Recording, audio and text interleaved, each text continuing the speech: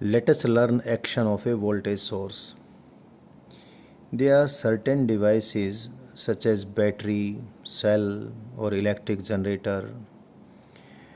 which can maintain a definite potential difference between 2 points to which they are connected. Such devices are called voltage sources. अगर किसी voltage source को किसी conductor के दो ends के across जोड़ दें, सपोज ये कोई कंडक्टर है, कंडक्टर के इस एंड और इस एंड के बीच किसी वोल्टेज सोर्स को कनेक्ट किया, और वोल्टेज सोर्स का मायना ये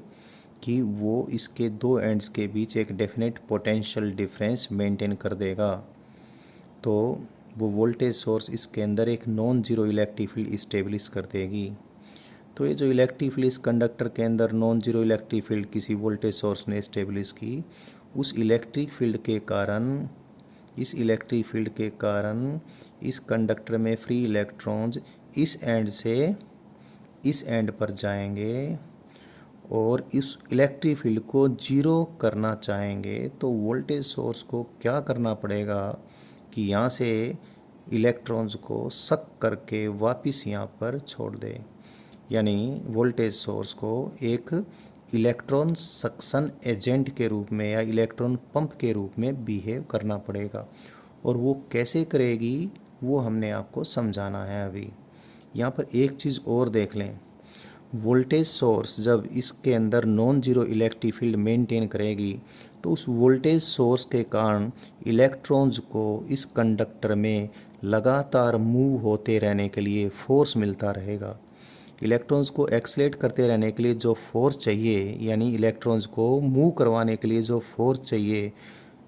वो वोल्टेज सोर्स प्रोवाइड करेगी। इसलिए वोल्टेज सोर्स को इलेक्ट्रॉन्स को मोशन प्रोवाइड करने के लिए फोर्स प्रोवाइड करने वाली एजेंसी भी कह सकते हैं, यानी वोल्टेज सोर्स को इलेक्ट्रोमोटिव फोर्स की एजेंसी भी कह सकते हैं। यानी वोल्टेज सोर्स जहाँ भी रखी होगी कंडक्टर के दो एंड्स के बीच में वो जो लगेगी, तो वोल्टेज सोर्स को हम सीट और source of EMF means electromotive force, तो वोल्टेज सोर्स को सीट ऑफ ईएमएफ या सोर्स ऑफ ईएमएफ भी कह देते हैं। अब ये वोल्टेज सोर्स जो कि सीट ऑफ ईएमएफ की तरह बिहेव करेगी, जिसने कि जिस भी किन्हीं दो पॉइंट्स के बीच इसको कनेक्ट करेंगे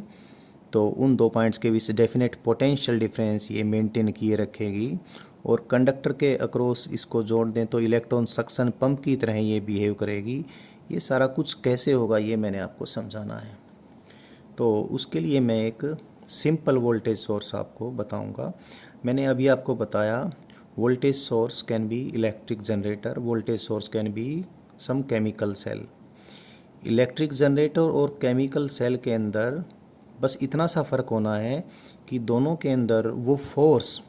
जो कि चार्ज सेपरेशन की मैकेनिज़्म प्रोवाइड करेगा वो डिफरेंट होगा। तो समझने के लिए मैं एक केमिकल सेल के ज़रिए किसी वोल्टेज सोर्स की एक्शन को समझाना चाहूँगा। हमने क्या किया बच्चों, कोई इलेक्ट्रोलाइट सॉल्यूशन लिया, उस इलेक्ट्रोलाइट सॉल्यूशन के अंदर हमने दो डिसिमिलर मेटेलिक प्लेट्स या रोड्स को इमर्स कर दिया। उससे जो चीज़ बनेगी जिसको हम सेल कहेंगे, और उसका इलेक्ट्रॉन सक्शन पंप के रूप में बिहेवियर कैसे होगा, वो सीट ऑफ ईएमएफ कैसे बनेगी, वो वोल्टेज सोर्स कैसे बनेगी, ये मैंने आपको समझाना है। सपोज जो इलेक्ट्रोलाइटिक कंपाउंड है जो इस सॉल्यूशन के अंदर हमने डाला है, ये इलेक्ट्रोलाइट सॉल्यूशन जो है उसमें इस इलेक्ट्रोलाइट का सपोज केमिकल फार्मूला AB है, और ये जब सॉल्यूशन में जाता है ये इलेक्ट्रोलाइट, तो ये पॉजिटिव और नेगेटिव आइंस में डिसोसिएट होता है। Suppose AB in the solution dissociates positive ions जिसकी वैलेंसी P है and negative ions and some energy is released। अब इस इलेक्ट्रोलाइटिक सॉल्यूशन में दो जो डिसिमिलर मेटल की प्लेट्स मैंने डाली हैं X and Y, in dissimilar metals की प्लेट के प्रेजेंस के कारण पॉजिटिव और नेगेटिव आइंस पर एक फोर्स लगना शुरू हो जाएगा इस सॉल्यूशन में, जो फोर्स नॉन इलेक्ट्रोस्टैटिक ओरिजिन का होगा और कोई कारण नहीं है इस केमिकल सेल के अंदर जिसमें केमिकल रिएक्शन के जरिए आयंस प्रोड्यूस हो रहे हैं, तो कोई कारण नहीं है उस फोर्स को मैं केमिकल फोर्स ना कहूँ। तो मैं ये कहूँगा इस इलेक्ट्रोलाइटिक सॉल्यूशन में इन दो डिसिमिलर मेटल्स की प्रेजेंस के कारण पॉजिटिव एंड नेगेटिव आयंस पर अपोजिट डायरेक्शन में जो फोर्स लगना शुरू हो जाएगा वो, जिसको मैं केमिकल फोर्स कहूँगा, सपोज पॉजिटिव आयंस को तो एक्स मेटल की तरफ और नेगेटिव आयंस को वाई मेटल्स की तरफ लेकर जाता है। वो कांस्टेंट है, वो कितना होगा फोर्स डिपेंड करेगा ये कंपाउंड ए बी क्या है और ये डिसिमिलर मेटल क्या है। तो जो भी वो फोर्स है जिसको मैंने केमिकल फोर्स कहा वो डिपेंड करेगा what is A B and what is X and what is Y. तो ये कांस्टेंट केमिकल फोर्स सपोज इस पर्टिकुलर एग्जांपल में जो पॉजिटिव आयंस है उनको तो ड्राइव करता है एक्स मेटल की तरफ और नेगेटिव आयंस को ड्राइव करता है वाई मेटल की तरफ। अब देखते हैं इससे क्या होगा। जब पॉजिटिव आयन जिसके ऊपर कितना चार्ज है, जिसने पी इलेक्ट्रॉन्स अपने लूज किए हैं बी को, तो पी इलेक्ट्रॉनिक पॉजिटिव चार्ज, जब ये पॉजिटिव आयन जिस केमिकल फोर्स के कारण एक्स प्लेट पे जाएगा या एक्स मेटल की रोड पे या प्लेट पे जाएगा, तो ये यहाँ पर पी इलेक्ट्रॉन्स इस एक्स प्लेट से स्नैच करेगा और इसलिए इस एक ए मॉलिक्यूल के यहाँ पर इस ए आयन के कारण यहाँ पर आने से इस मेटल की प्लेट या रोड के ऊपर पी इलेक्ट्रॉनिक चार्ज जितना पॉजिटिव चार्ज डेवलप हो जाएगा। और ऐसे ही ये केमिकल फोर्स जो नेगेटिव आयन है उसको प्लेट वाई पर लेकर जाएगा, तो नेगेटिव आयन्स अपने दो इलेक्ट्रॉन्स या पी इलेक्ट्रॉन्स, अगर ये पी की वैल्यू 2 है तो 2, 3 है तो 3, 1 है तो 1, तो पी इलेक्ट्रॉन्स यहाँ पर लूज कर देगा तो इसके ऊपर नेगेटिव चार्ज बिल्डअप हो जाएगा। ये प्रोसेस चलती रहेगी। ये प्रोसेस चलती रहने से क्या होगा, एक्स के ऊपर पॉजिटिव चार्ज और वाई के ऊपर नेगेटिव चार्ज डेवलप होना शुरू हो जाएगा। लेकिन आप एक चीज़ देखें, जैसे ही एक्स के ऊपर पॉजिटिव और वाई के ऊपर नेगेटिव चार्ज डिपॉजिट होना शुरू होगा, किसके कारण होना शुरू होगा, इस केमिकल फोर्स के कारण। अगर ये वोल्टेज सोर्स केमिकल सेल है तो, आई रिपीट, अगर ये केमिकल सेल के बजाय कोई और सोर्स है जैसे इलेक्ट्रिक जनरेटर, तो ये नॉन इलेक्ट्रोस्टैटिक ओरिजिन का फोर्स जो है जिसको मैंने यहाँ पर केमिकल फोर्स लगा है, ये कोई और फोर्स होगा, जैसे जनरेटर में मैग्नेटिक फोर्स होता है। तो भाई इस केमिकल फोर्स के कारण इस पे पॉजिटिव चार्ज और इस पे नेगेटिव चार्ज डेवलप होना शुरू हो गया, तो उसके बाद जो सिचुएशन डेवलप होनी शुरू होगी जो मैंने अभी एक्सप्लेन करनी है, तो वो थोड़ा सा मैं अभी और बता देता हूँ। एक मोलिकुलर रिएक्शन इस ए बी कंपाउंड की हुई, एक पॉजिटिव आयन और एक नेगेटिव आयन रिलीज हुआ और इतनी एनर्जी रिलीज हुई, और फिर एक मोलिकुलर रिएक्शन के बाद इस केमिकल फोर्स ने एक पॉजिटिव आयन यहाँ पर डिपॉजिट किया